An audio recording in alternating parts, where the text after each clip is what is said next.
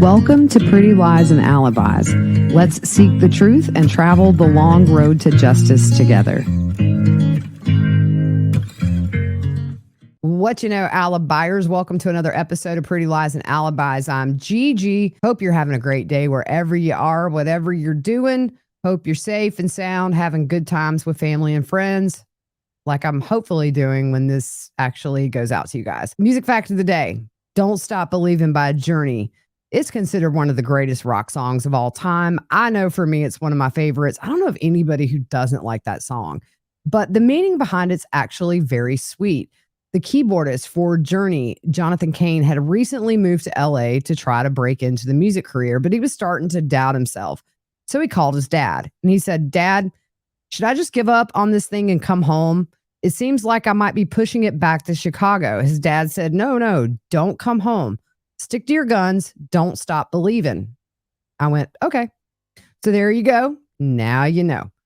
We are going to keep trucking on in this Chandler Halderson crash course.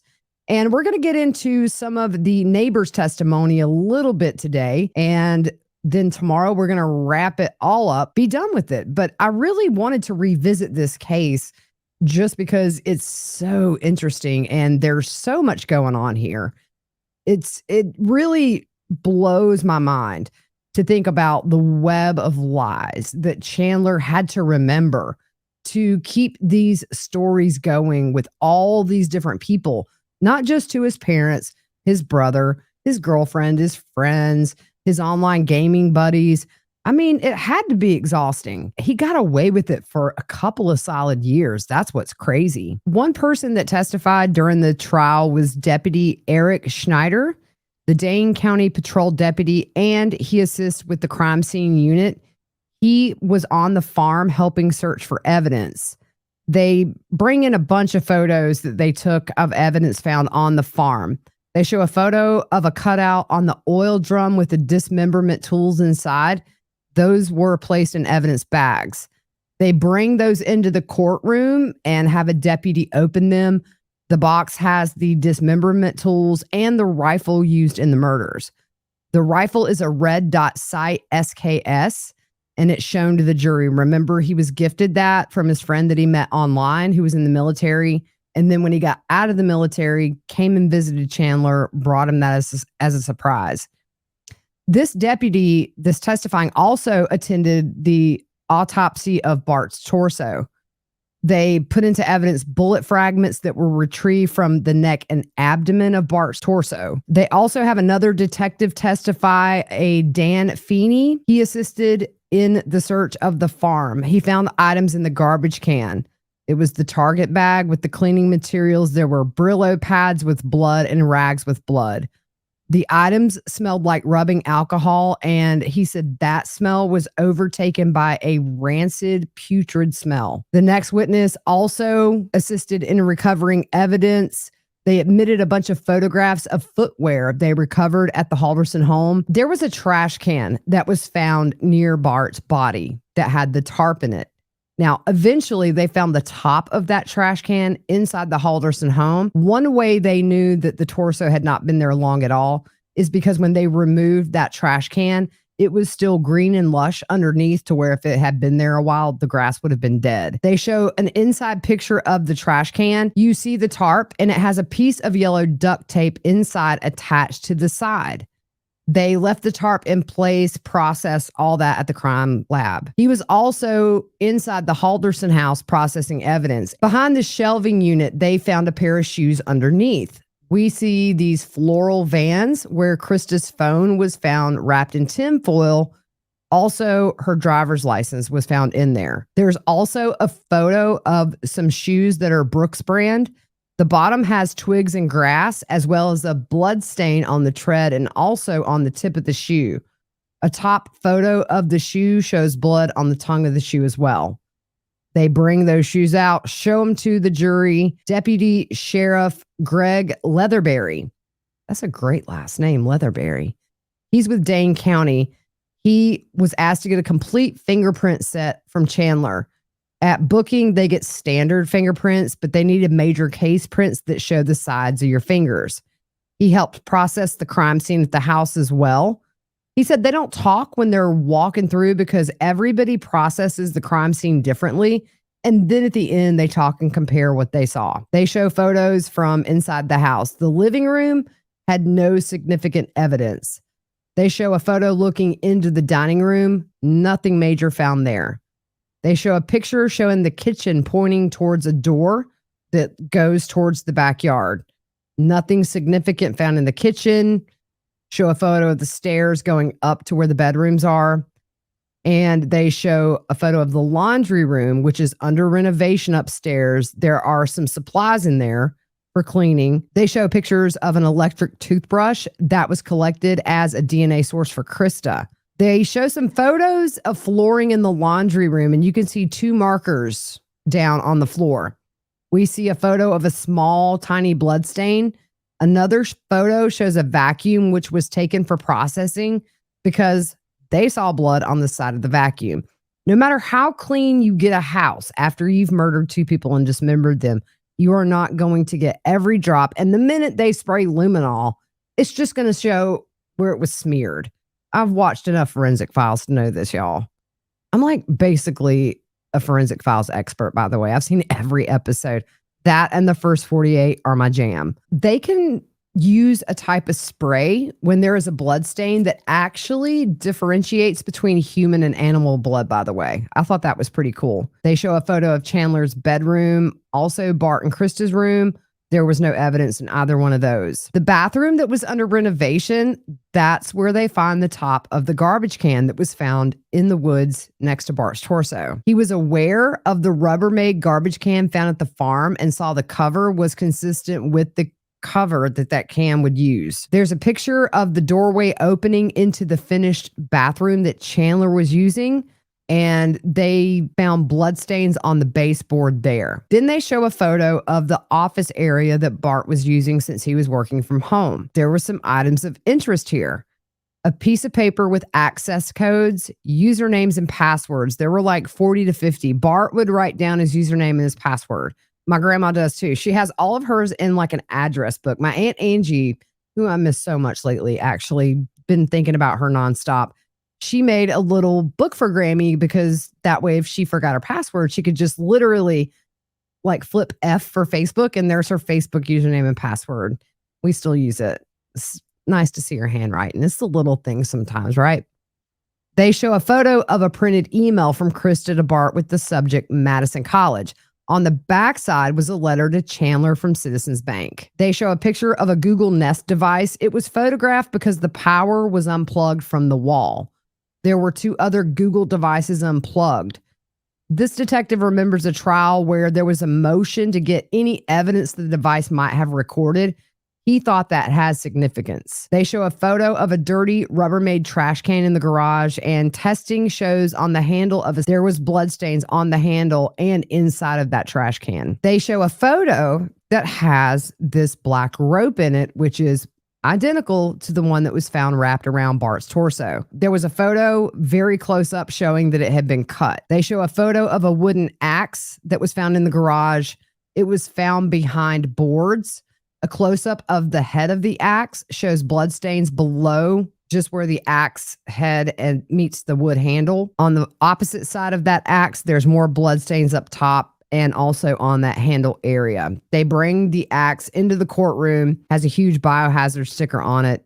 There's still human blood on that. They show a close-up of the handle of a bow saw that was found behind boards in the garage, and the saw blade was missing. They show a photo that has a handle for a handsaw. It has 2 saw blades that are linked with a wire. They gave him a tool found at the farm. It's the same brand at the farm as seen in the drawer. So he just Bart obviously kept spares. That same kind was used to dismember him. They show a photo of the fireplace. On the table, we see a fan, a neck brace, measuring tape, which probably was measuring the remains, is kind of my way of thinking. Hand sanitizer, a Target bag, and other items. The stone fireplace is shown. The pane is missing because, remember, it exploded. There's a pair of work gloves on the fireplace. It's wood burning, by the way, not gas. So a close-up of the right side of the glass enclosure is shown. and there are streaks on the glass, and he thinks that came from Chandler cleaning up. There was a lot of DNA found in this house once they really started going through it with a fine-tooth comb. What was interesting, they show inside the fireplace, 2 logs are inside, unburned newspaper, and below the grate is an ash clean-out door. They see discoloration on that grate. Some are more gray and light in color, some are darker. There were areas that were more burnt and some that were less burnt. They called in arson experts, and a close-up of the 2 logs are seen and the newsprint. In the center, you see burnt wood placed on top of unburnt newsprint. Looking closer to the burnt wood, there's a white object on the wood that was later determined to be human bone. At the base of the fireplace, they found 6 bloodstains. There were also a couple of evidence markers on the rock base of the fireplace, which also tested positive for blood. Then we move on to the freezer. Remember Kat talking about going down to get stuff for an ice cream float and how it was always packed? Well, to the left in the photo is an upright freezer, and the inside of the chest freezer is shown. It's empty, and there's indentations in the base of the freezer.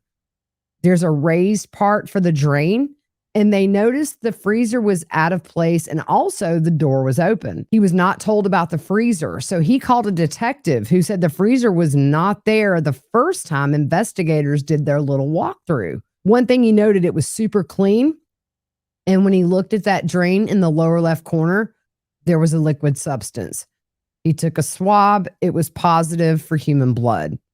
They also show a photo of an empty bottle of peroxide on a shelf. He took the bottle because it was out of place with the other household items, and he also knows it can be used to clean up blood.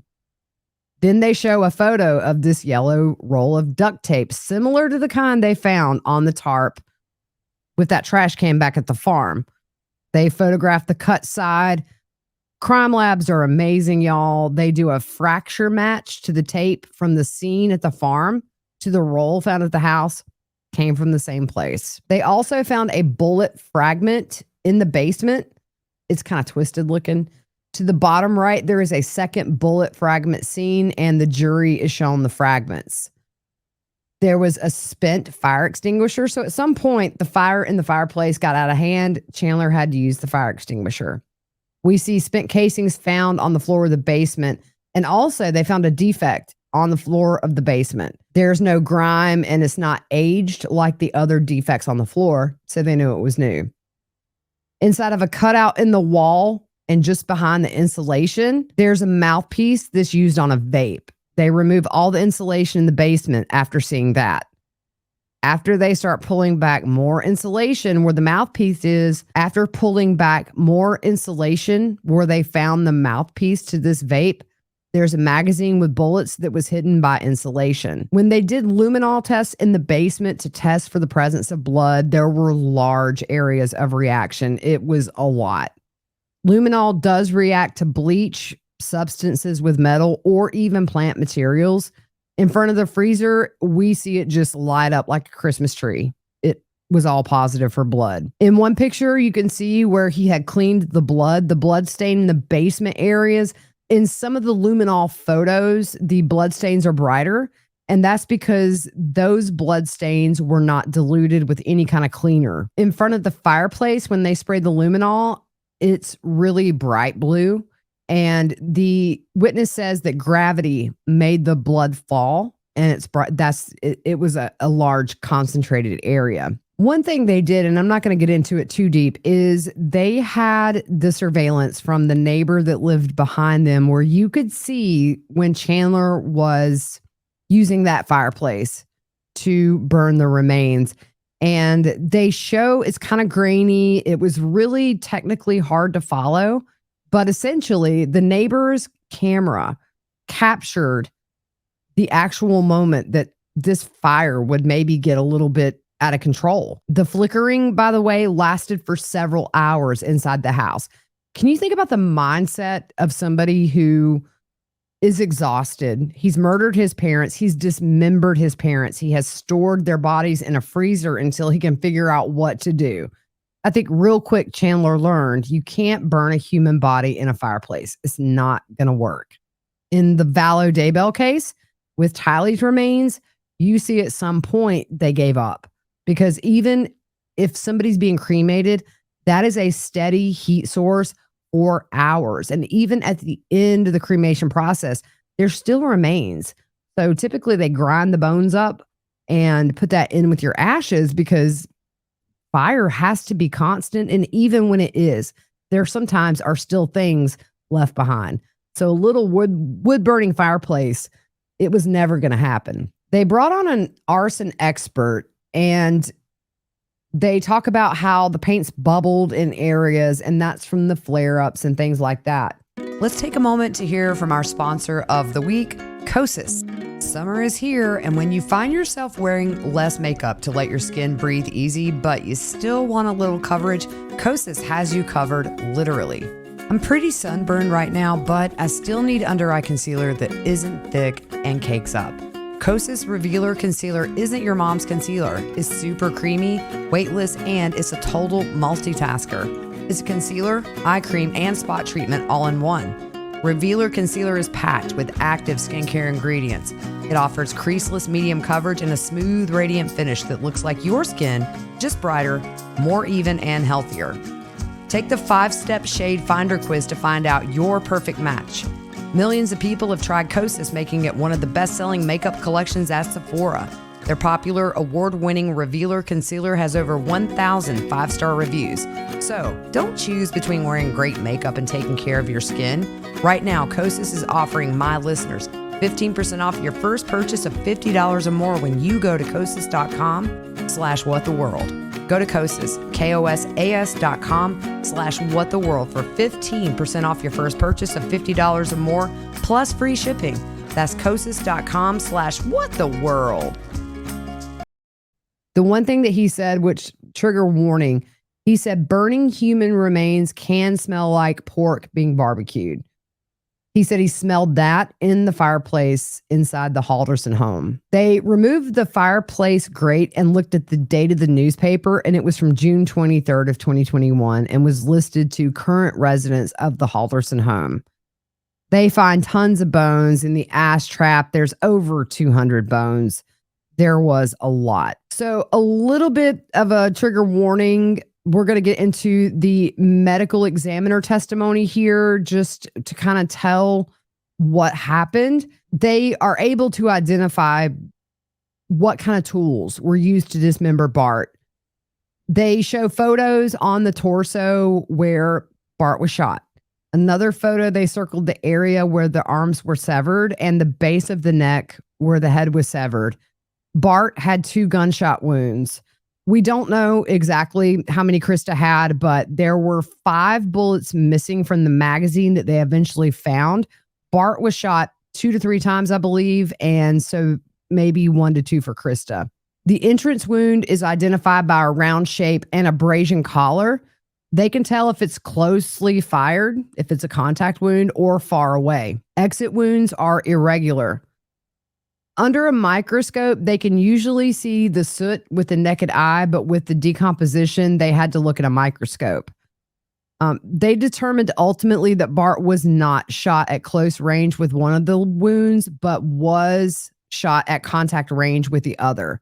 Both shots were from the back to the front, so he shot his dad as his dad had his back turned to him.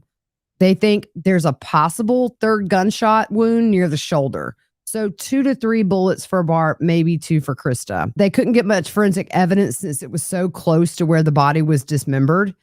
Bart's torso had marks from the rope that was used to drag him into the woods at the farm. Due to the lack of hemorrhage at the dismemberment sites, they believe dismemberment obviously happened after death. Officially, Bart's cause of death was gunshot wounds to the torso. So let's just briefly go through some of the DNA. They had a DNA expert testify. Some of the remains were not able to have any DNA that could be extracted due to decomposition. Blood was identified on the following items: a garbage bin, tarps, scissors, broken saw blade, a handsaw, and pruning shears. The saw was positive for Bart, also the clippers. The tarp had Krista's blood on it, The garbage bin with the yellow duct tape had Bart's DNA. The scissors, both Bart and Krista. Broken saw blade was Bart. The handsaw, both Bart and Krista. Pruning shears, both Bart and Krista. And the barn tarp, both Bart and Krista. It's just crazy. They did drain the pond behind the house, and they used cadaver dogs and everything. Nothing was found. They searched a landfill in Jefferson County since blood was found in the trash can. They searched 20,000 cubic feet. They didn't find anything related to the case at all. Weeks into the investigation, they saw from cell records he had been to the area on the Wisconsin River between 10:30 and 11 at night. They sent their dive teams out since a cadaver canine had alerted on the banks that maybe there was some remains nearby. A diver realized this was just too dangerous because of the current. They abandoned the search. They moved to the Snapchat location of Chandler at the Wisconsin River. They didn't find much of Krista. Most of her remains we don't know if they were put in the river or what happened or where. The forensic pathologist who examined Krista's remains took the stand. Trigger warning. One leg was intact and the other was dismembered at the knee and the foot. The skin was starting to mummify and there was insect activity. The jury was shown very graphic photos of maggots on the remains. They estimated the shoe size of the victim to be an 8, and with the mummification, it was hard to get an exact length. The thigh had clean cuts on the edge of the skin with some skin tags that were irregular, meaning there's motion, like a cut and a stop. The cutting tool is removed and put back in. The bone was smooth where it was cut in a diagonal mode. I cannot even imagine, y'all. Like, this is giving me the creepy creeps. Looking at the right leg behind the knee, there's a teardrop-shaped defect. That could be caused by a stab wound. She couldn't say for sure, but that was kind of her best estimate. She estimates the dismemberment took place after Krista was dead due to lack of hemorrhage under the skin. She said some body parts may be mummified more than others because of where the remains were kept. She mentions the remains being in a cooler or refrigerated prior to being placed outside. They could not ultimately determine a cause of death for Krista. They look at characteristics left on the bone and how they're similar or not similar to tools found near Bart or that are in evidence. Bart's remains had changes on the torso. There was marbling, skin slippage, and maggot activity. After the autopsy, they dissect the parts needed for analysis. Then they submerged the remains in water to clean them. They let them dry out for about 2 weeks. She saw both arms and legs had dismemberment trauma. They show Bart's vertebrae, your neck bones, leg bones, and arm bones on the screen. His bones showed sawing trauma. They were able to use the false starts, which is a cut that didn't separate the bone completely. The deeper the false start, the more it tells her about the tools that was used to dismember. They use the example of cutting down a tree and you're sawing and it doesn't sever, so you remove the saw and try again. They also use the distance between the saw teeth and the direction of the blade progress and the direction of cutting strokes to determine what was used. The right arm bone showed at least 4 false starts. The right femur, the leg bone, the largest bone in our bodies, showed at least 2 false starts. That cut was inconsistent, meaning it was done at different angles. The left femur had 1 false start. She was able to tell the width of the blade used and also that a hacksaw blade was used. She can tell the bone was cut back to front. They compared the markings and teeth measurements on the bones to the saws found on the farm in the oil drum and found the keyhole saw and broken hacksaw were consistent to the tools used in the dismemberment of Bart's remains. Part of Krista's remains were labeled as Doe because they couldn't scientifically be proven to be her. They did what they call a puzzle analysis, which is kind of fitting the severed pieces together and they fit. So then they can just give an estimated guess that this is probably Krista's remains. They also look at the overall shape and size of the bone with the pieces fitted together, and they were the same. She also went to the house and confirmed that the bone fragments found in the fireplace were human remains. They found bone fragments in the vacuum cleaner inside the fireplace. They found skull bone in there. They also found smaller fragments all inside that fireplace. They also found the root of a tooth. In the fire grate, she found a dental crown from a molar stuck to the grate. The indentation on that showed it was a human tooth. In the ash trap, 230 bone fragments found. She laid everyone out and labeled them, and some were too small to identify, but most of the tiny bones were cranial, which is your head. They also found several teeth. The crowns were missing, and that was challenging because the jaw bones were also gone. She found parts of hand bones, fingertip bones, knee bone, and femur bones, tibia, which is the long bone in your lower leg, and also vertebrae. Some of the fragments showed evidence of dismemberment. You think about everything that he did, such as going to this 4th of July party, going to fireworks, going to Buffalo Wild Wings. And then you think about what he did. A few episodes ago, I said he probably, just even if for a second, was relieved it was over. You think about how physical it is to dismember a human body. And then you've got to clean up the mess. And then you've got to dispose of the remains from July 1st to really about the 7th. 1 week. It's crazy. They interview Andrew Smith, who was the friend that Chandler was playing video games with online. His testimony was a little bit of light in this dark. He used the F-bomb a few times on the stand. He was a very colorful witness. They met online in 2018 or 2019 when he was stationed in Germany and Chandler was just home playing video games. He heard all the lies that Chandler told everybody. Andrew was in a Humvee accident and hit his head, resulting in a head injury. After that, he was sent back stateside and lived in Kansas. Once he was back home, they played online some more, and Chandler preferred the SKS. He came to visit Chandler in June of 2021. Remind you, this is a month or less before Bart and Krista are killed. He said it was a last-minute decision, and he drove to Chandler's and stayed from Saturday morning until Sunday evening, and he stayed in the basement, and he met Bart and Krista. Chandler took him to swim at the swimming hole in the Wisconsin River, where a month later he would dispose of some of his mom's remains. They went to stores and looked at guns. Of course, Chandler was bragging about his fake SpaceX job. He was the one that brought a 20-inch barrel SKS gun for Chandler as a gift. He had got it from a gun broker.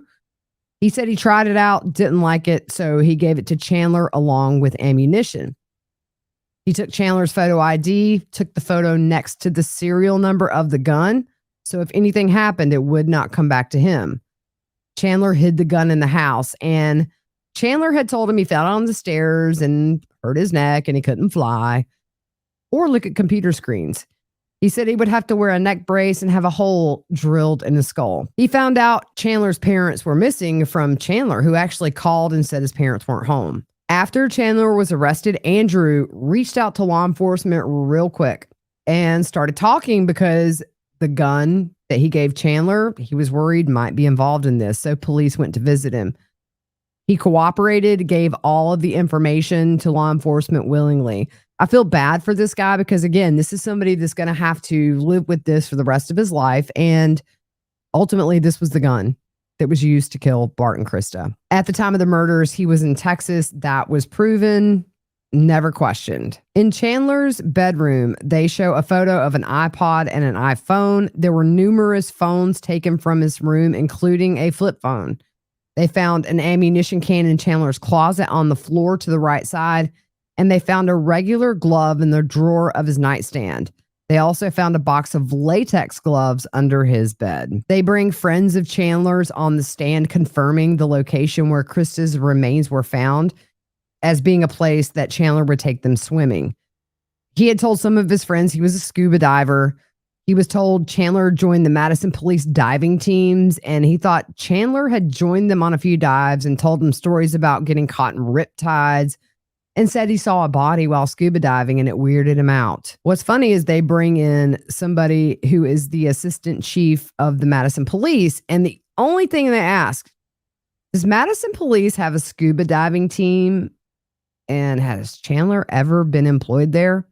She said no to both. They don't even have a scuba diving team. They did find footwear impressions on the tarp. And what's really cool is they have this footwear impression database called Soulmate FPX they can refer to, which helps them identify the brand and model of the shoe. A lot of times it's better if you make the room dark, and they'll use flashlights that have different wavelengths to illuminate that shoe print. On the tarp found in the home, she found a shoe print.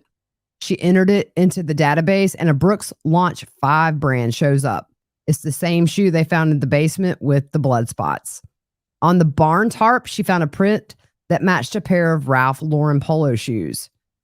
Investigators brought shoes from the home, and they do an overlay, and it's just kind of like a mirror image. They also can tell that this person specifically was wearing that because they can find out how the weight is distributed on the feet, which comes across on the print and the shoe itself. They also look for wear patterns where the tread has been worn down. When they got the major case prints from Chandler, they were able to determine the left ring finger of Chandler's was on that duct tape. She wasn't able to get any prints off of any of the tools that were used to dismember. That's kind of it for this episode. We're going to finish it up in one more. And it is such a sad, tragic case. Bart and Krista really were supporting Chandler in everything he did. And you think about his mom being so worried that she's leaving numbers and making sure he has food. And his dad probably knew Chandler was fudging some things, but, maybe he just didn't want to believe it himself. I don't know. But nonetheless, he just created these lies that caught up with him. And unfortunately, Bart and Krista paid for that with their lives. They paid for their graciousness and being good parents with their lives. Lord have mercy, y'all. He's been in the news lately. A couple of charges were dropped. He's still going to be life in prison, but we'll talk about that in the very last episode. All right, see you soon.